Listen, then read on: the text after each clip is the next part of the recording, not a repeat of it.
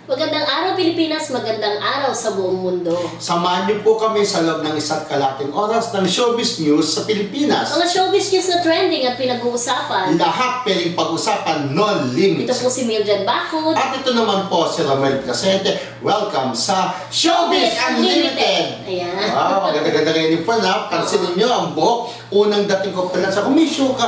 Oo nga, may show tayo dito sa Showbiz Unlimited, sabi. Bakit sa'yo po yung kulot-kulutan, Correct. no? At tutok na po kayo sa Showbiz Unlimited. Pwede nyo na rin po kaming mapanood sa YouTube, diba? So, psrtv.ph lamang po. Ayan. Yan. So, yun po. Mondays, Wednesdays, and Fridays, mapapanood nyo po ang tambalang Mildred Bacud at Romel Placente dito lang po sa Showbiz Unlimited. Yan. Correct. Huwag nyo pong kalimutan panoorin 11:30 until 1 p.m. Pwede ba?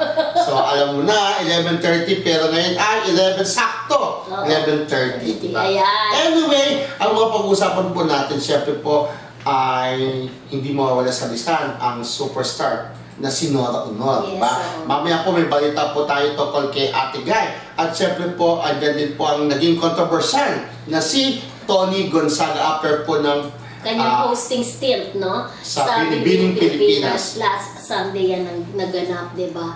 And of course, meron din tayong balita kay Julia Barreto, Inigo Pascual. And Miles Ocampo. Yes. And of course, meron din pong balita tungkol kay Amalia Fuentes, diba? Oo. Na masyado naging controversial yung nilabas niyang sama ng Sama loob. ng loob. Yup, syempre po, hindi rin po mawawala ang aming blind item. Oo. And of course, kung merong merong Tony Coco. Gonzaga, may Coco Martin May din Coco tayo, Martin din diba? po kaming balita. Parang last week lang nagkita rin tayo nila Coco sa Oo, no? Yamashita.